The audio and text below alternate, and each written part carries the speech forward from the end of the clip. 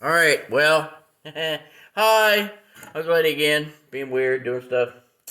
Thought I was going to go in the house, but I decided not to. I'm going to pull this apart because that's just what I do, man. I can't help myself. I told you, sometimes I'm out here all night long. I just I don't have wife, girlfriend, all that good stuff and fun stuff that most of y'all have, I'm sure, you know. And maybe some of y'all can't do this stuff out here. Is that gonna be right? Anyway, got the impact because this stuff's seriously on here. So hopefully that thing won't kick on too much, but we'll find out. Fell off. It's going the other way. So I can pull this off and look at it a little bit more. It's actually welded together. So hold on. There we go. Just seen it earlier. I had to, oh, whatever, dude. It's got a leak and it's old. Like, man, I'm sure I have plenty of leaks when I get up there to that age. Oh, that's nicely designed. Anyway, sometimes they're so seized the bolt heads strip. Let me turn this a little bit more. There you go. And so I got this thing Irwin. I got this from Lowe's. It was on clearance. I couldn't believe it. Unfortunately, the other day I lost one. And it's one that I would use regularly, especially on the Massey 9/16, man. It's like 9/16, half inch, 3/4 inch. Couple 7/16 here and there. 13/16 for some of the big stuff, like in the back in the transmission and stuff, and pulling the big brackets off. And I think that's about it. Nothing really much bigger than that. Yeah. So they're not screw extractors. They're bolt extractors. So the bolt gets stripped out real bad. Let me see if I can find the one I took out earlier. It was so bad. I know I took it out. It stripped instantly. Spun around. I was like, oh, really? But then I remembered, hey, I got this thing, and glad it wasn't a 9/16 because it was, I'd have cried. But anyway, so this one's for 5/8. Yeah, this is 5/8. I don't know if you can see it. I'll show you the half-inch one. So it's cut in a way so when you back it off. Now this is for standard thread, right-hand thread. Right hand meaning you turn it clockwise, right hand, or well, I don't know how you look at it. My hand, the way I'm looking at it. Turn it right hand to tighten, left hand loosen. Lefty loosey, righty tighty. That's right hand thread, standard, normal. Normal, yeah, right. Then there's left hand thread. Well, that's the exact opposite. So it goes on left is tight and right is loose. You'll figure it out. You find stuff like that. Not too often, mostly where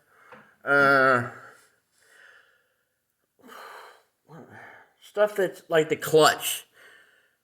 The way the magnetic clutch and the pulley on the front goes on, because the pulley spins this way, but the thread spins this way, so it actually tightens itself. It's kind of weird. That's like that. Yeah, clutch stuff. Stuff that moves, like pulleys and stuff. Not always, but sometimes.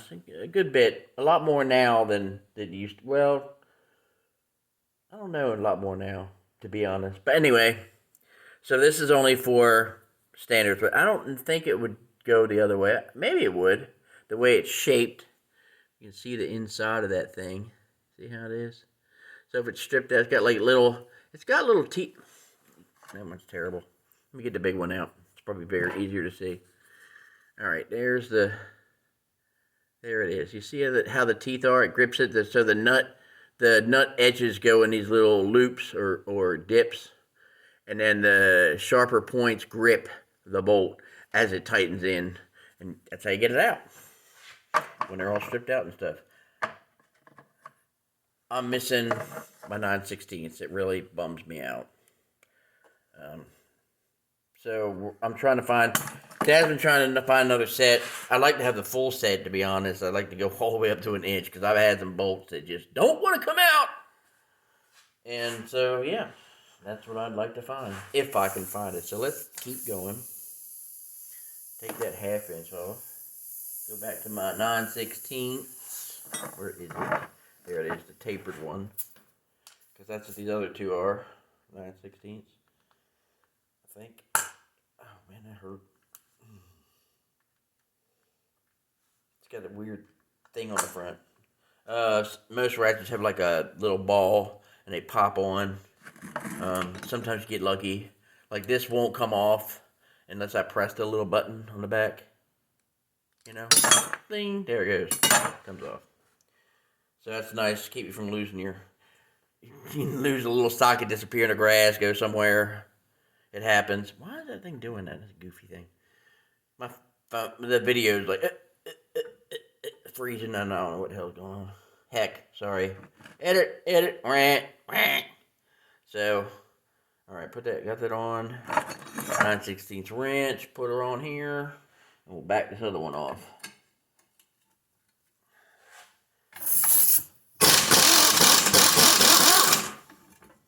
So much easier this way. So much easier. Loose enough? Yep. If they're corroded and rusted real bad, don't use a air ratchet. If you have air tools, you have access to them. You have air compressor, all that good stuff. You'll break them. I've broken many, unfortunately. Why is this not going on here? Uh-oh. No, don't be that way. Oh, wait, I know. Because that one's welded in. It's not actually a nut. So they put it on the back, or they just put a round, basically looked like a bushing, and they welded it in place and threaded it, which is awesome. I wish more things were like that. There's a lot of stuff like that on the Masseys like that. There you go. Loosey-goosey. We'll get some hardware and some stuff. Oh, that comes off. Right off of there. And put that Frio on there. Take good care of you. So there's one plate. Nice piece of metal. I'll probably blast it. This thing... Oh, wow. Am I going to be able to get this out of here? Ooh, that's going to be tricky. I might not be able to. That's a bummer. They must have done it. Oh, no, I will. I can unbolt it. Well, that's good. Because I want this piece. And I also want this bar that's bent. It's already pre-bent. Matter of fact, it's pretty much the exact same size as the setup for the anti-scalping roller. Work right in there. Why are you still sitting there being a... I don't want to put... Well, maybe I can put it... No, you won't be able to see it. I don't want to put it on the bench because just the impact just rattles the crap out of everything. Actually, I'm going to have to turn this the other way.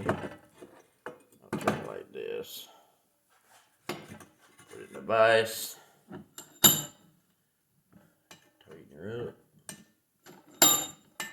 Really? Just turn the middle. Man, somebody welded dog crap out of that thing. Maybe it's a factory setup. Probably is a factory setup because I can only imagine what it's like tilling the ground and bouncing up and down. You get into some hard ground. Think about it in the old days, man, where they took a plow, basically a piece of steel, a couple pieces of steel. Let me throw this up here for a minute. And poor oxen and cattle and whatever else they were using had to drag it through the the dirt and all that stuff. There's another just thinking another channel popped in my head. Stealth diggers. They're not, I don't know if I call them PG or not. Maybe they are. I have to look. Metal detecting guys. These guys they're up in New Hampshire. Where the live free or die, that's the motto of their whatever reason. It's an old motto. But they go and they metal detect old colonial sites. 1600s, 1700s, 1800s. Finding coins, finding old stuff, old shoe buckles, and the old Colonial stuff, and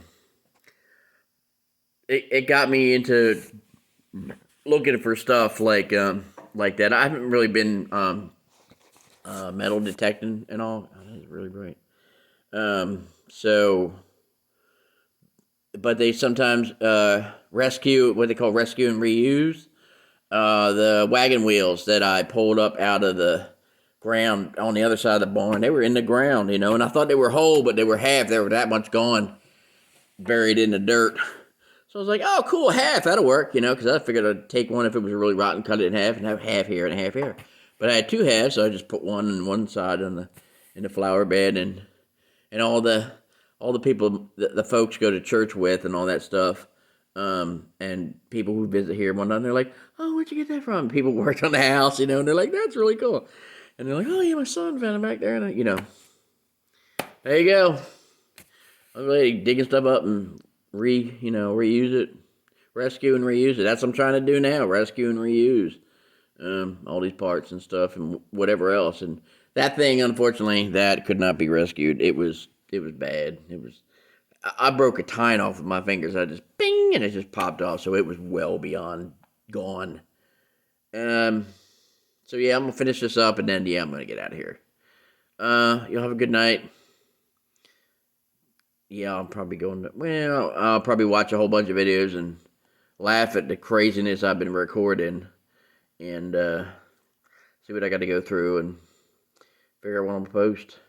Make sure I do it right, and hopefully you guys will see it and watch and come back. And I'll try to, once I get the hang of it, man. I'll probably bang one. I'll try to post one every day if I can. I have enough to do that for probably a while.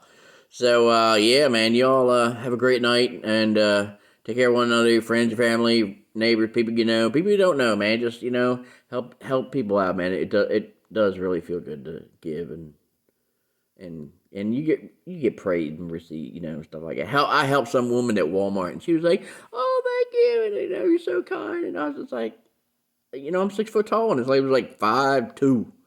And she's trying to reach, and she's up there, and I'm like, ma'am, you don't want to stand on them racks, because that stuff will fall over on you. You see somebody like to help them out.